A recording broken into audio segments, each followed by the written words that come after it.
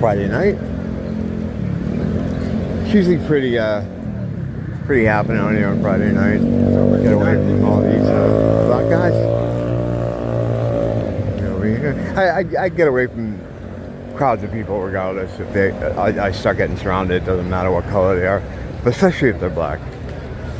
I gotta my fucking security system is probably fucking blowing outside the phone. At least you don't get that people get that close to me. But when you're at the fucking thing, you can't tell. Hey, what's up, man? How you doing, buddy? Yeah, he's been here forever, that guy right there. He's just one of the guys I talk about as being one of the only black people that we did have here. He's an artist. He does a lot of drawing and stuff. And he kind of keeps to himself. He's really quiet, nice guy. Me and Nia used to bring him lunch. He'll like change his position. Like for a while, he was staying on the yellow eye a lot, and that's where we'd see him. And he would get food together for him, and then he'd move around. A lot of homeless guys like they pick an area and just kind of stay around there for a while. But I've never seen him freaking out. I've never seen him yelling at anybody.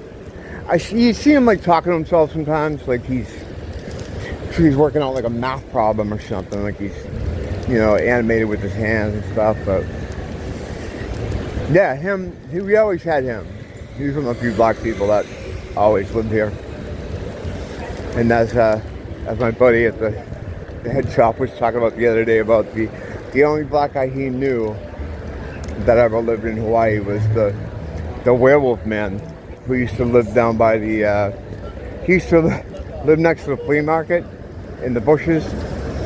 Like all the kids knew about him, and they'd always be looking for a werewolf man sighting.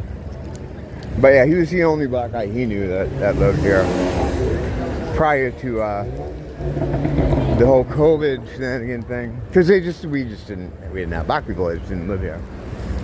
Now you'd never know that. Like you said to someone now, and the way people's memory is now, it's like they'll act like you're crazy. What are you talking about? Like, we never had black people living here. It was like we had Charles who rigged his yard. That homeless guy I just saw, which is kind of funny that I just saw him because I started talking about this topic again. And and then there was a homeless guy that was like a Pedialyte who ended up dying. He wasn't that old, so I don't know what happened to him. He died somehow, something happened to him. And there was an older black homeless lady who we used to buy McDonald's for. They used to hang out near McDonald's with their dog, and she was nice. She was just crazy. It didn't really make sense, but and that was it. Yeah, and Nia's worker's boyfriend, who ended up trying to kill her, and she's currently in some kind of witness protection program for battered women. And that was it until right around 2019. Me and Craig were talking about the other day about the first like black dude we saw in this area. And it was me and Craig and my friend Keone.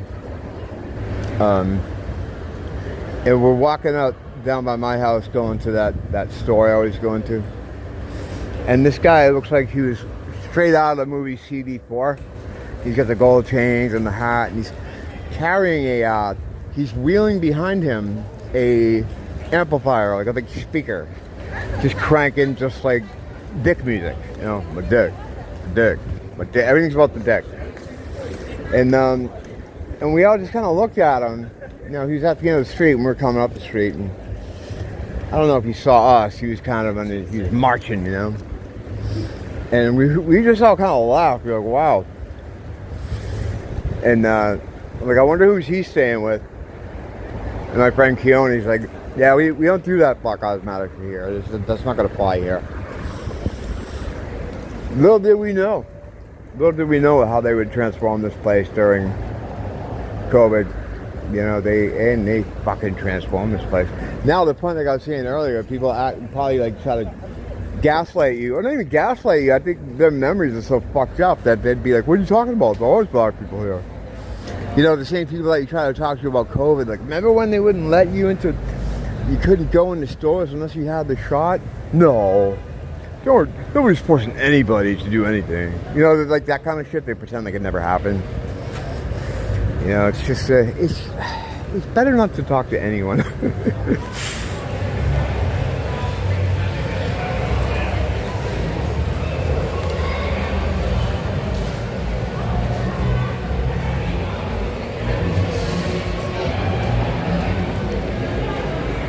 In the mall once again. Leaving the mall, actually. Earlier I'm in my building, getting in my elevator, and this guy gets in with me. Big guy, white guy. So I felt a lot comfortable immediately. It's like kind of quiet. And I'm like, I feel like he's gonna say something, or he's waiting to say. He just felt it. So I'm like, dude, and he's like, I forget how he worded it exactly, but he was like, anyone ever ask you to sing Interstate Love Song? And I'm like, that's funny you should say that. I used to I used to do Scott Weiland in a STP tribute band, and he was like, no way, no way. Funny. Yeah, I get that here occasionally, that I look like him and a couple other people too. I got like a handful of different people that I usually get. Probably the hair, you know. And this is kind of funny looking.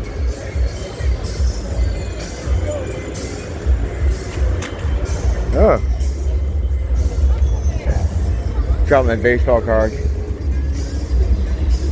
I decided something for me and my dad to do that would be kind of good is we used to collect cards together. We'd open up boxes of baseball cards. So for something for us to do, I figured it might be cool to do one like do a remote card opening. So what I'm gonna do is I just got a bunch of cards and I'm gonna make videos of me, like, you know, going through the packs and send them out to him, with the idea that eventually we'll do like a FaceTime kind of call thing, or even a live stream where he can like sit in with me on the cards unboxing. I mean, neither of us have done cards in a long time, like bought them or collected them. I haven't either, but well, that would cover neither of us, wouldn't it? But we used to do it all the time. And I thought it would just be a cool thing to do, because we were talking about cards recently. He's like, you don't keep up with them anymore, do you? I'm like, nah, I don't have any idea. And then I've done videos. Like, I make little videos for him sometimes. Little funny things in the neighborhood. Usually when one of the local construction crews tries to construction, and it's fucking dangerous and awful. Like when they were trying to put in a new sidewalk over here, so they just started chopping at all the fucking roots that were in the ground, and because of this, later the same night they were working there, a giant tree fell out and blocked the intersection up here. Like, I don't know, like, what, they didn't put it together in their head. Like, if we tear these roots out, the tree's gonna fall. They just didn't know. You know, they have very specific hiring practices here when it comes to that. Well, when it comes to anything, they don't really hire the guys like me. So what happens is when you have jobs like that, where you kind of need people like me there, and we're not, you have the clusterfucks that end up happening here that I'll stop and laugh at sometimes.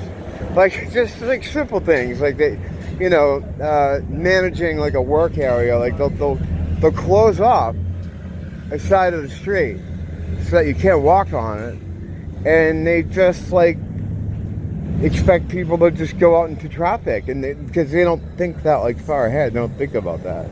You know, it's like it is an abstract thought kind of thing.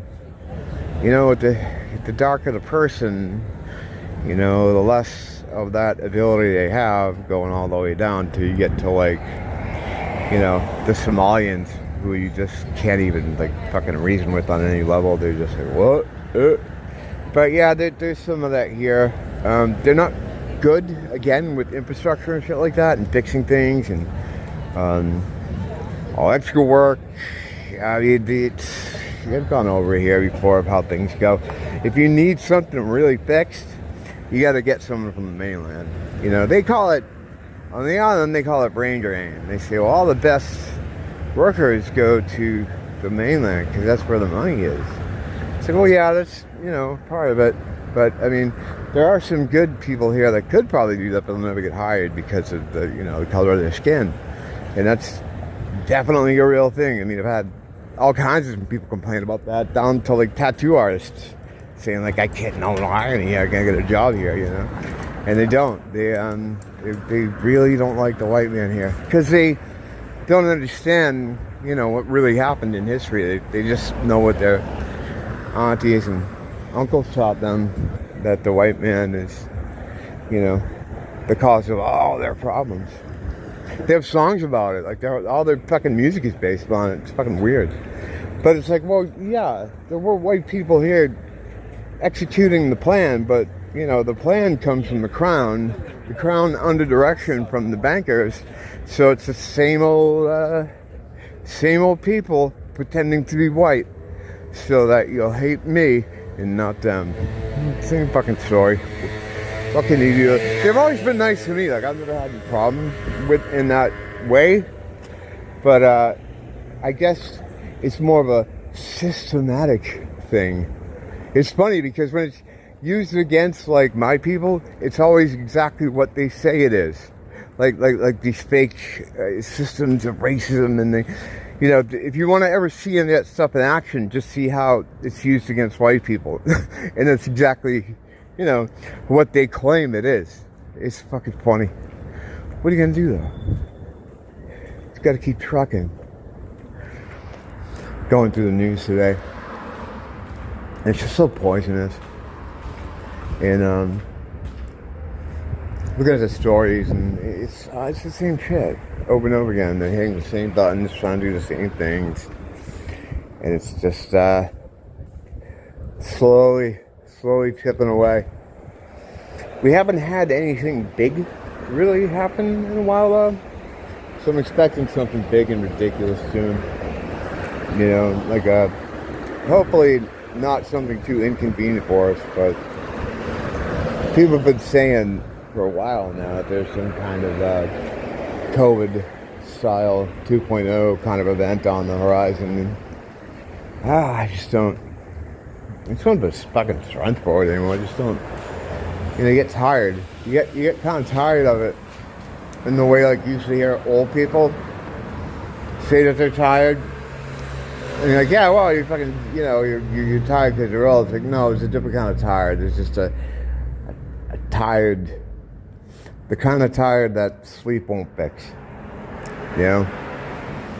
When you first come into this whole thing, or the awareness that there is a thing happening at all, spiritual warfare, whatever you want to call it, there's kind of an excitement there. Like, oh, wow, yes, I see. And you feel like you have a purpose, and you do, of course you do. But it's a lot clearer. You know, it's very clear. And now going 7 years into it,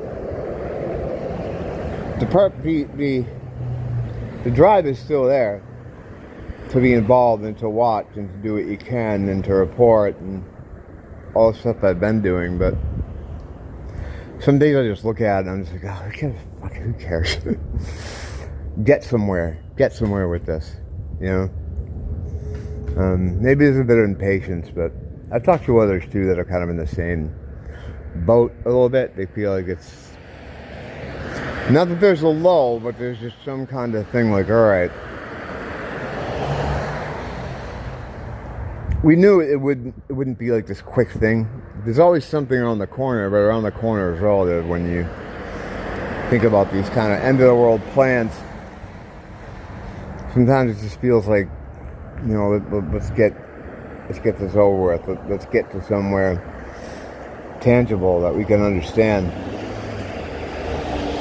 It seems like the longer we we're waiting for something, the longer we're, watching. I mean, bearing witness is a big part of it. Like, bear witness, indoor, help who you can, enlighten who you can, and just try to stay aware of what's going on around you. But some days it just gets like, you get tired of it.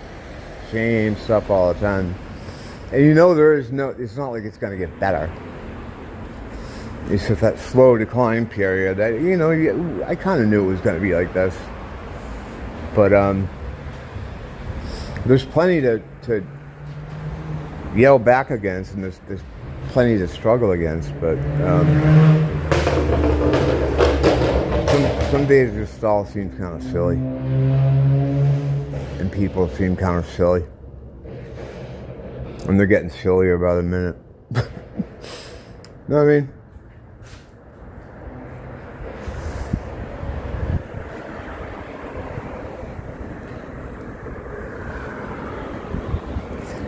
Maybe it's just me, though.